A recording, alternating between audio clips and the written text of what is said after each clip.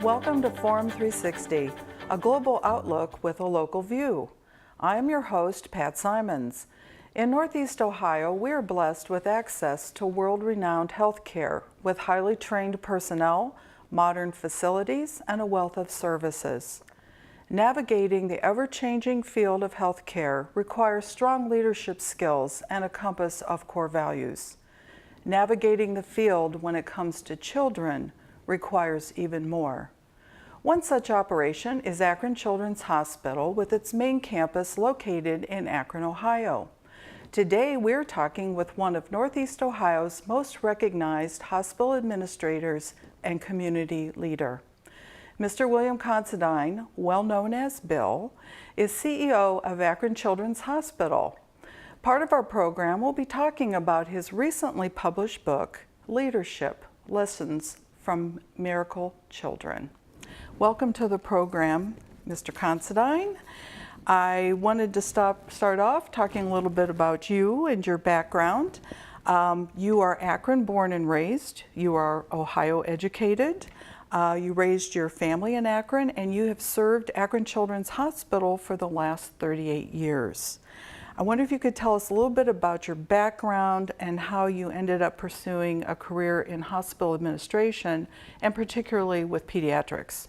Well, Pat, it's really great being with you, and my compliments to Forum 360 for the wonderful work you do. Thank you. And keeping our communities informed. Thank you. Informed and engaged. That's right. You're right. I'm a native Akronite. I was born and raised in town. I'm the oldest of 5. I was blessed to have parents that knew values and beliefs and knew that actions always spoke louder than words. And they really always involved us as young children in what they were doing. They were of modest means, but they were very rich in terms of the caring spirit that they infused in myself and my siblings. I did go to local schools. When I was at the University of Akron, I was also president of student government my senior year. I gave a speech one day to a business audience, and there was a man in that audience who happened to be the CEO of Akron Children's Hospital, Mr. Roger Sherman. After the talk, Roger, I guess, called one of the people at the placement office at the university and wanted to know what my plans might be. I ended up going to lunch with Mr. Sherman at a Rotary luncheon, and afterwards he introduced me to a young man that worked for him who had a master's degree in healthcare administration. And at the same time, the placement office presented to me a Fortune magazine article that talked about up-and-coming potential careers, and healthcare administration was number 3 on the list. Interesting. So I ended up applying to Ohio State, which was getting ready to start a master's program in hospital administration. And fortunately, I took who's now my wife, my girlfriend at the time, down to Columbus for the interview.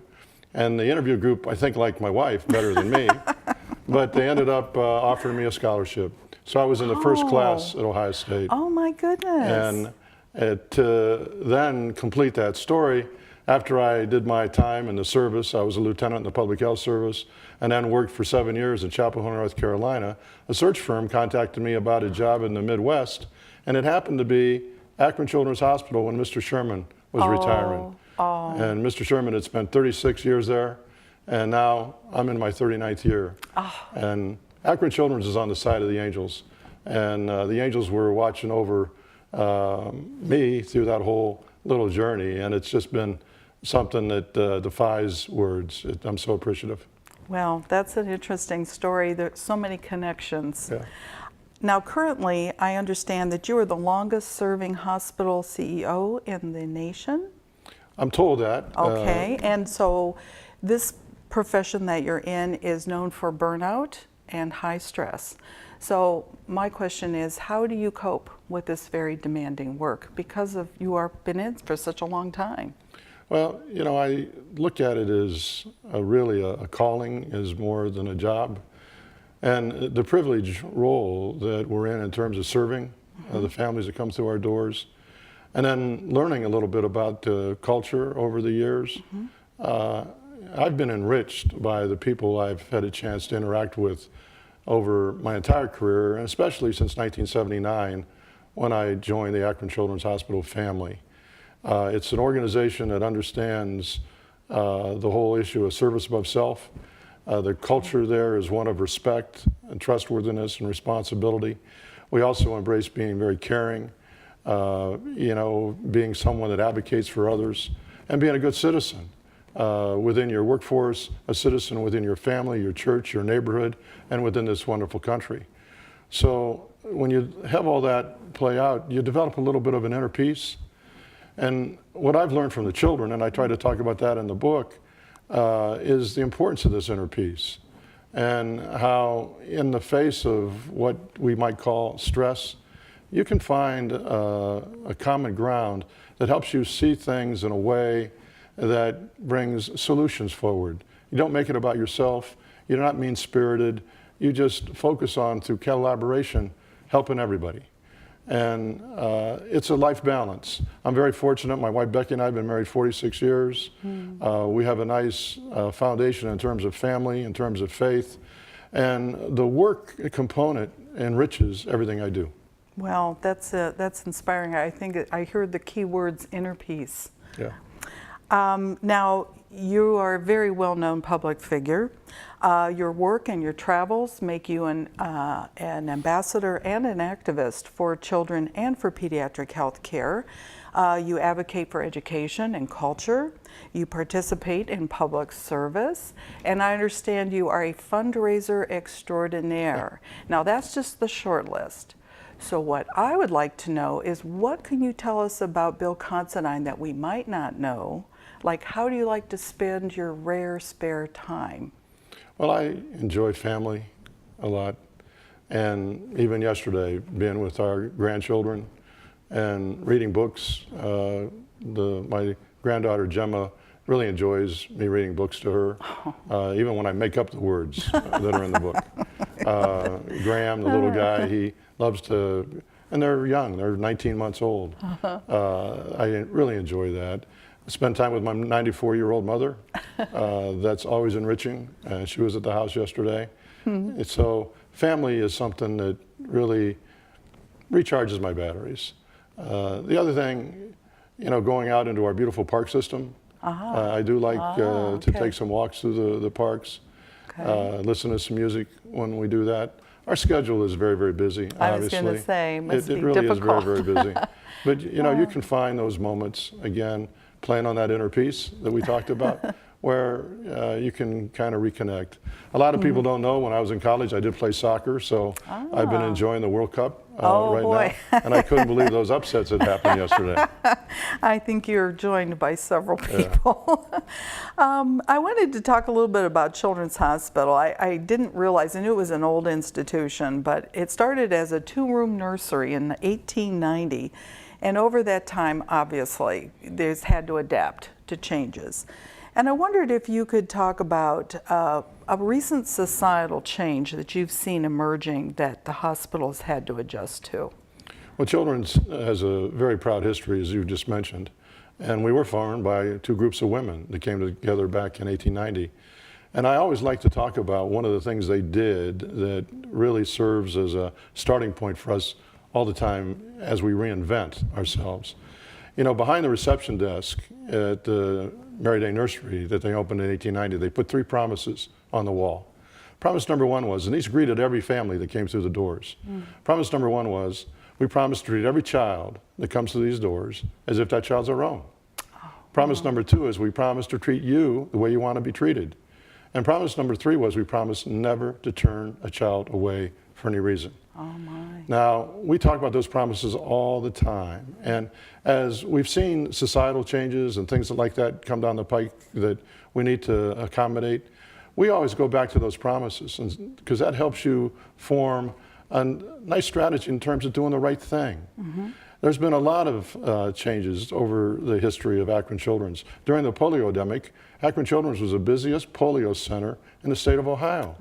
And we had upwards of 400, 500 patients a day at that hospital. And the church next door emptied itself so the hospital could take it over, took the pews out, put iron lungs in the church, and they had a couple hundred patients in the church, the Grace United Church of Christ, where I got married, where my mother-in-law also was married, and it's a church we bought and tore down. I wouldn't recommend doing that. Must have been emotional. Right, but that was a time where they had, because of what was going on in society, the hospital had to adapt to what to do with polio. Right now we're dealing with this opiate situation. Yes, I saw where you opened a clinic. We have an addiction service we've opened. We've connected with a family that tragically lost a child because of that. They wanted to keep the legacy of their daughter alive. They wanted to see what could be done to really help other young people and keep them alive as they're facing this real challenge in their life. And we're pretty proud of what we've been able to put in place so far. I know with what's played out with abuse and neglect, what we've really done in terms of investing in child advocacy centers has been something that's been part of our event to reinvent ourselves. And we've reinvented ourselves many, many times to stay current. And this whole primary care network is something. At one time, 90% of all our business was inpatient. Over 50% of all our business now is outpatient, where we're taking services closer and closer and closer to home. Okay, well that kind of leads me to my next question, because you've far exceeded the Akron borders. And the statistic I read is that you saw over 1 million patients in 1 year, and that you have like 60 or so locations. And I guess my question is, what is the basis for the need for facility expansion? And is there a final goal to that, or you just keep expanding as the need expands? Well, many years ago, we sat and talked about what we wanted to be like when we grew up. There were a lot of things happening in healthcare. A lot of hospitals were being sold to for-profit entities. Right. And we looked with our board of trustees and medical staff and women's board and others about what options we should be considering. And we thought about, should we join another adult system? Should we try to get a for-profit entity interested in us? We looked at a bunch of different things, but we came down to the conclusion, after looking at those promises, we needed to stay focused on kids. And the best way to stay focused on kids is to remain independent. But we had to be more than just a hospital. And we had this vision of being an integrated pediatric healthcare independent system. And now that system entails a school health service. We're in 30 school districts with our nurses and school aides. It includes a home care program. It includes what we're doing in terms of population health, our foundation, our captive insurance company in Vermont that handles our medical malpractice, and 2 hospital campuses, a hospital campus in Youngstown and a hospital campus in Akron, along with 30 primary care sites. And you put all that together, and we are the largest pediatric independent integrated system in Northern Ohio. And the demand that's coming our way because of the need of children is causing us to invest more and more in people, in equipment, technology, and of course facilities to support all those good people we're hiring. Well, it sounds like you're keeping your finger on the pulse of the need and try. Adjusting. At this point in time, I wanted to invite our audience to look at the website, the hospital website, to learn more about the hospital, the programs, the facilities, and the services. So I'm going to share the hospital website, www.akronchildrens.org, and I encourage them to go there to learn more about it. I'd like to spend some time talking with you now about your book. And for those of you who have just tuned in, this is Forum 360, and today we are speaking with Mr. William Considine, and he is the CEO of Akron Children's Hospital, and he has a recently published book called Leadership Lessons from Miracle Children. So I'm going to display the book at this time, and I wanted to tell you, because I love Scrabble, thank you very much for making that cover page. And I thought it was rather clever that for every letter of leadership, you have some characteristic that is attached to it. I found the book to have humor. There was spiritual inspiration. There are stories and pictures of heroic children who are wise beyond their years. You quote many historic figures that you admire.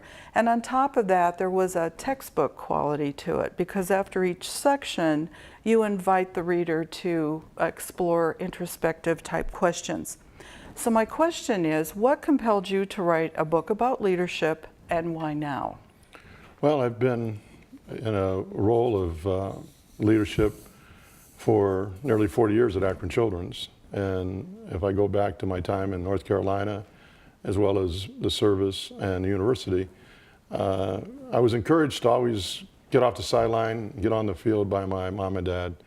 And maybe I didn't know it was leadership, but being in a role of influence. I am asked periodically to talk about leadership. And I was asked one time to give a talk to a group. I thought I was going to give a talk on the hospital. When I got there, I saw the title on the program was Leadership. And I had this little thought in my mind to define the word leadership in my own words. I always put 2 words to every letter. So I shared that to this audience that night. And it worked. They responded. I even asked them to interact with me, and I said, when you think of the word leadership and see the first letter L, what 2 leadership words come to mind that would help you define the word leadership? To me, it's listen and learn. My mom always said, Bill, sit down, listen and learn. So I started playing that out, and I have 2 words to every letter.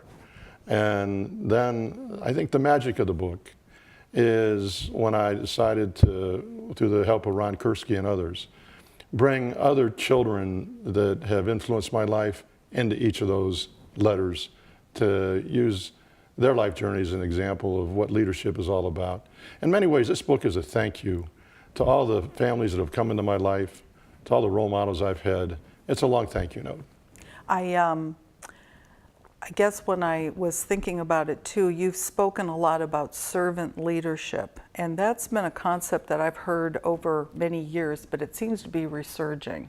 Can you talk about what servant leadership means to you and how you were inspired to practice it? Well, when I think about, again, the mission of Children's Hospital, and I think about all the families that come to us, and we're there to serve them. We're there to help them in their time of anxiety. That we're here to help them get answers to tough questions. And they don't need to hear about my problems.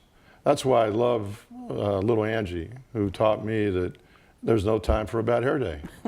And especially, don't make your bad hair day someone else's that has just gotten some bad news about a diagnosis relative to their child. So servant leadership is being there to put service above self, and also not only to serve the families that come through our doors, but to serve our frontline caregivers, to make sure that our nurses and our doctors and our ancillary personnel that are front and center at the bedside with these families or at the doctor's office out in the region, make sure that they feel supported, that they have the facilities, the technology, the equipment, and know that I believe in them. I talk about my dad in this book. My dad believed in us. He was tough, believe me, he was very tough, but he believed in your potential and he wanted to see you hit that potential. So that's servant leadership, helping others be successful, not yourself. Well, you do inject some humor in this, and you say sometimes as a leader and you're confronted with inaction, it sometimes needs an X-Lax pill. And what do you mean by that? When I was working in North Carolina, I was hired by a man by the name of John Danielson, who's a wonderful mentor and role model. And the first time John introduced me to an audience of physicians that I was going to be working with, he said, now I know that these departments have had some trouble. And part of the trouble is you're constipated, and we know what you feel like when you're constipated. So I hired a young man named Bill Considine, and he's going to be kind of a little like an X-Lax pill. Now, I wasn't too sure whether to take that as a compliment or not, but it did connect me right away with a group of clinicians that I had a real pleasure of working with for, like I said, 7 years. And we achieved a lot. We made decisions, we got things going, and believe me, we did not remain constipated. Well, sometimes you need a little kickstart to get things started. You also have a really clever little thing where you talk about energy vampires, and how does that relate to leadership? Well, I think we all know what it feels like when you go into interaction and there's some negative energy in the room. And when you leave that interaction, you're sapped. And it might have only been an hour meeting, but you feel like you've been there for 3 weeks. On the other hand, you can go into a session that is dealing with real serious problems, but everybody has a can-do attitude. Okay. Everybody wants to be collaborative. They talk about solutions. No one is being the doubting Thomas and just turning everybody else off.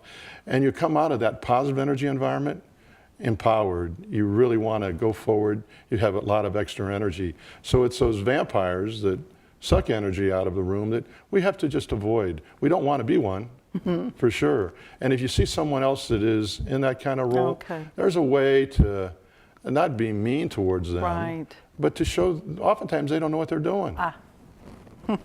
That's it, but it's the wisdom to recognize it when it's happening. You have a section called Intellectual Independence, Resisting Puppetry. How does that relate? Well, I believe it's important in this world that we live in today to maintain your intellectual independence around beliefs and values. And in the face of peer pressure, in the face of what comes at us from a lot of different sectors anymore, don't get caught up in that fad and try to be a voice of reason. And I really think it's important with children. And I take that into the public policy realm even more today because children don't vote. No.